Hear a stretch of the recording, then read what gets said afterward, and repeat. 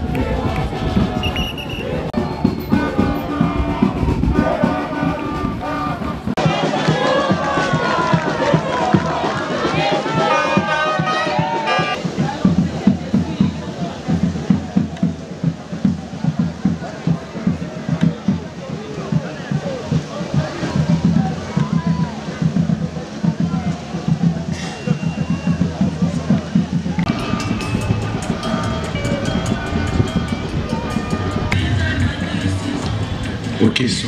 Ok. S'il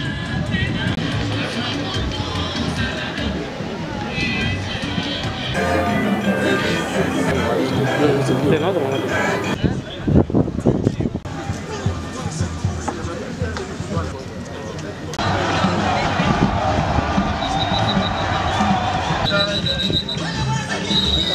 pas trop de mouvement, s'il vous plaît. Pas trop de mouvement.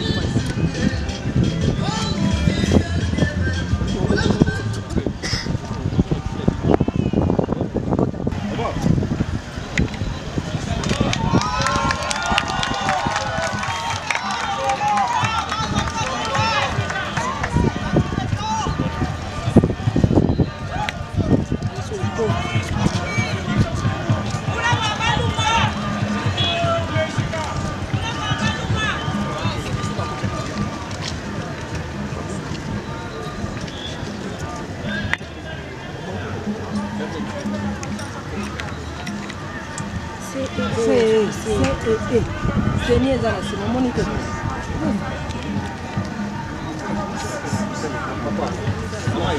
Ok.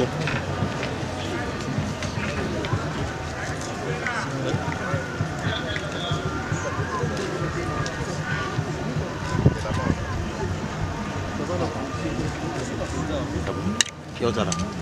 Boye, mudawo ya bina koti mutu tingati ya boye. Mutazo koti mutu boye.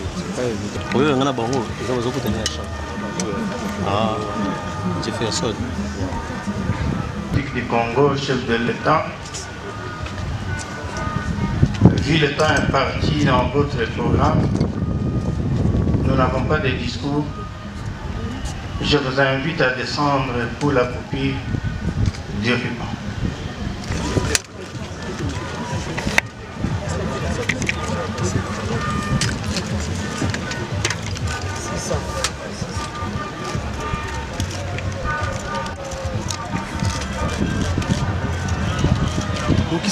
Non, fais descendre la main, mon ami.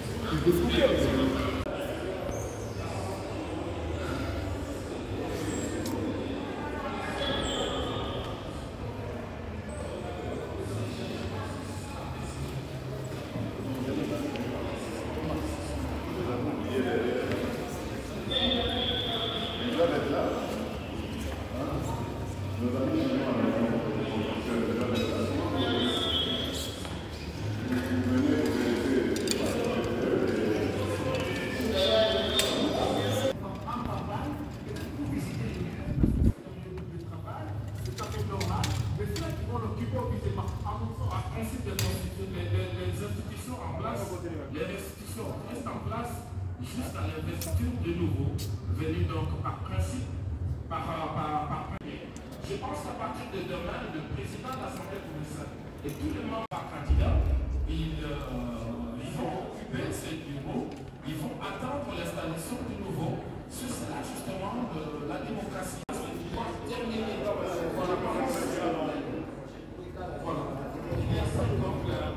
Madame Titi Masuka s'est impliquée pour faire aboutir et l'histoire retiendra que le président de la République, le propriétaire, il va voir différents espaces de travaux. Comme on l'a dit tout à l'heure, il y a, je crois qu'ils vont commencer par cette salle, cette salle de séance en plénière.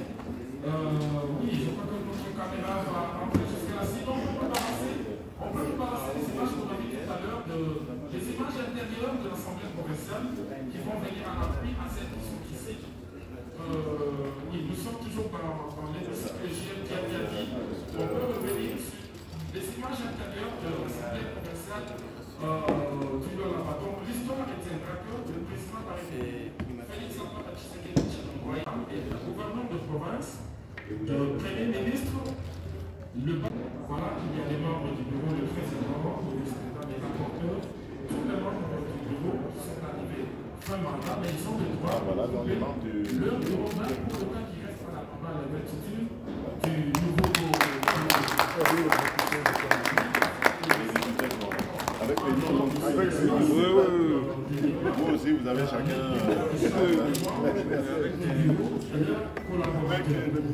toujours le même siège. Oui. Les noms restent toujours là dans l'assemblée. Le secrétaire va faire les tours de tous ces bâtiments. Nous sommes donc ici. Vous voulez apporter une précision d'abord par rapport à la durée des travaux. Ça ne fait pas débat. C'est la vision des Fachi Béton. Oui. Tous les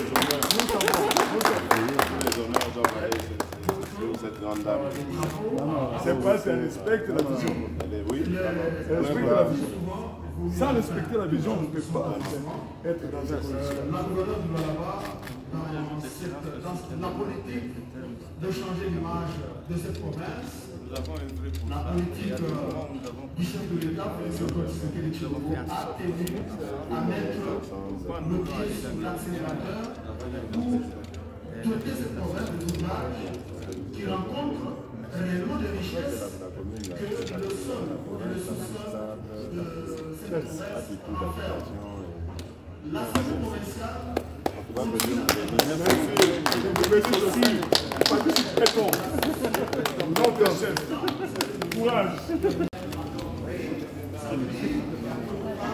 Chef, s'il vous plaît. Voilà.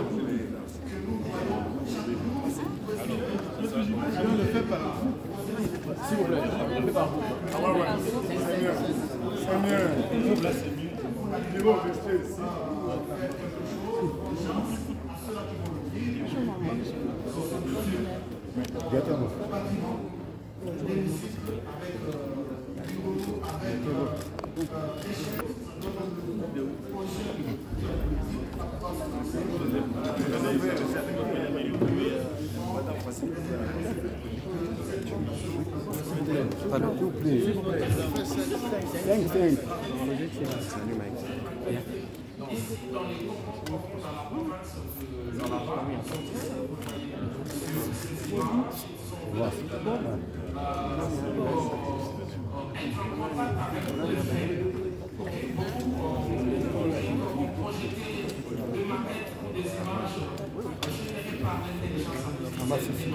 Il s'agit bel et bien des images réelles tournées par nos propres équipes et nous sommes sur place. Nous avons mené des opérations tendance aujourd'hui pour voir de leur propre yeux qui rapportent ce qu'ils ont vu et vécu. Donc nous sommes encore ici. Les propriétaires visitent un espace par espace qui se trouve au bureau du président de l'Assemblée provinciale. Après le bureau du président, il va passer, il va visiter tous les bureaux. En tout cas, je vais traverser de l'autre côté.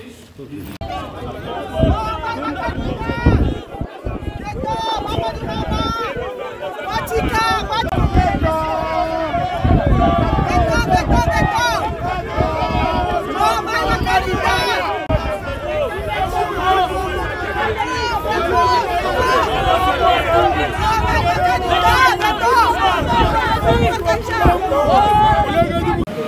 La première des choses, c'est que c'est un siège, comme vous pouvez le lire, le siège de l'Assemblée provinciale du Lualaba, mais c'est une représentation provinciale, une représentation de la population, un bureau, un hémicycle pour les élus du peuple.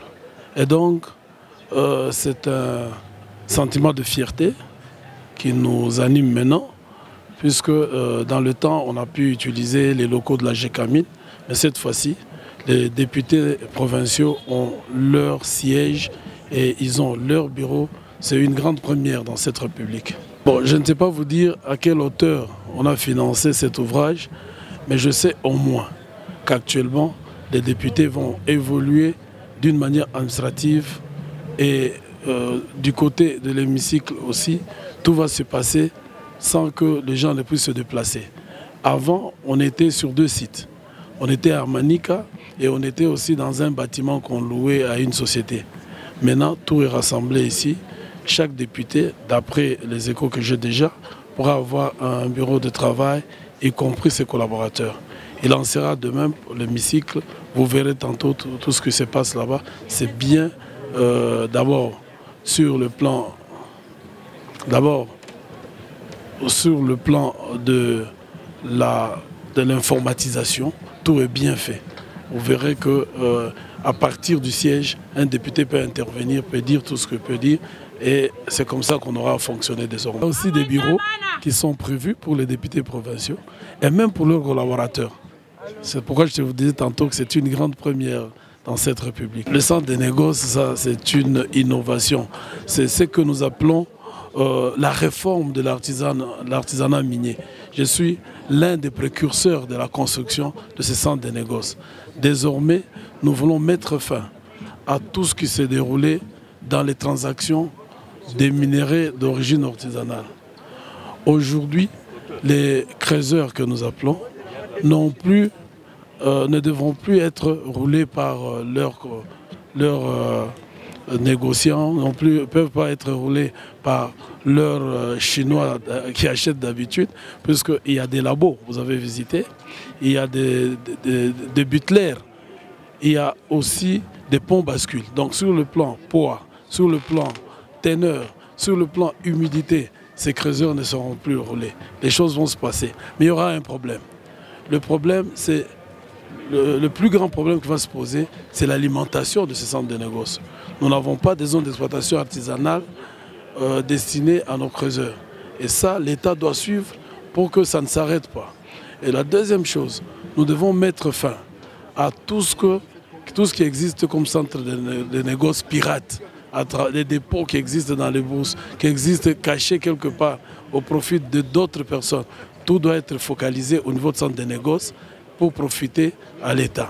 Nous avons aussi des maisons de traitement des minéraux. Il y a aussi, ces entités de traitement des minéraux ont des problèmes d'approvisionnement.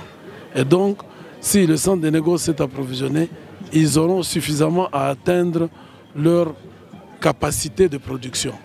Et l'État va profiter, des taxes.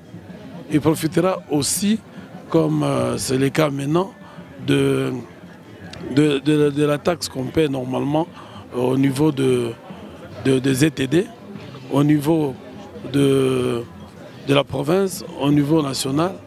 Et cela va donner de l'argent à l'État. Et ce qui va profiter aussi aux creuseurs qui auront pratiquement à faire étudier leurs enfants, à avoir des soins médicaux, si cela est bien organisé. C'était ça notre projet. Et aujourd'hui, je suis fier qu'on puisse inaugurer ça. Je constatais que le président était heureux de découvrir cet hémicycle, de découvrir ces nouveaux bureaux. Et il a dit lui-même, il est heureux. C'est une très bonne initiative de la province, une initiative qui devra laisser pratiquement un bel exemple aux générations futures. Nous pensons qu'à cette allure, nous allons développer notre province. Si jamais le temps nous le permettra, nous aurons à faire autre chose plus que ça. Nous demandons donc à tous ceux qui auront à utiliser ces bâtisses de les utiliser en bons parents de famille, de bien les garder pour nos générations futures. Donc je voulais bien dire que l'avantage de ces centres de négoce, c'est d'abord pour permettre à nos artisanaux miniers de profiter de leurs minéraux, de les vendre à des conditions normales et de ne plus être victimes des escroqueries de la part de leurs partenaires chinois, puisque maintenant il y a des labos, il y a des labos et il y a des ponts bascules qui vont permettre à ce que leurs minéraux soient vendus à des prix exacts. Seront le mercurial qui existe. L'autre avantage, c'est que les maisons de traitement qui se permettaient d'acheter en catimini, comme on le dit, les minéraux, iront jusqu'au centre de négoce pour acheter et traiter. Et ce traitement-là permettra à l'État d'avoir la redevance minière. Cette redevance minière va augmenter pratiquement le budget de l'État, puisque quelque part, comme vous le savez, il y aura les 50% pour le gouvernement central, il y aura 20% pour la province, il y aura 15% pour les ETD, il y aura 10% pour les générations futures. Bref, ça va permettre vraiment à l'État congolais de profiter des minéraux qui seront traités sur place au lieu de vendre le brut à l'extérieur comme c'est le cas actuellement. Il faut dire que j'ai eu pratiquement l'ambition de postuler aux deux. Je suis candidat à la députation nationale, tout comme à la députation provinciale. Je crois que c'est aussi une ambition qu'on peut avoir, mais qu'on est d'abord des députés, on verra ce qu'on va faire. Et pour notre peuple du Lualaba, c'est un jour le plus merveilleux. Nous sommes au service de ce peuple-là, nous devrions laisser des empreintes. Voilà pourquoi nous travaillons. Comme nous travaillons dans la vision du chef de l'État, avec notre slogan « Fachi Béton », c'est comme ça que nous travaillons pour ce peuple-là. Donc, nous travaillons pour l'avenir. Les gens qui vont nous succéder vont travailler dans de très bonnes conditions. Vraiment, c'est un jour mémorable, un jour de sacrifice pour nous, mais nous en sommes très contents. Non, mais nous sommes supportés par le gouvernement provincial. C'est un chef-d'œuvre du gouvernement provincial. J'ai postulé à tous les deux niveaux. Je suis candidat député national ainsi que candidat député provincial. Pour vous informer de l'essentiel de l'actualité en République démocratique du Congo, il vous suffit de vous abonner sur Top 243 News TV. Également nous lire sur www.top243news.com. Au nom de toute la rédaction, nous vous remercions.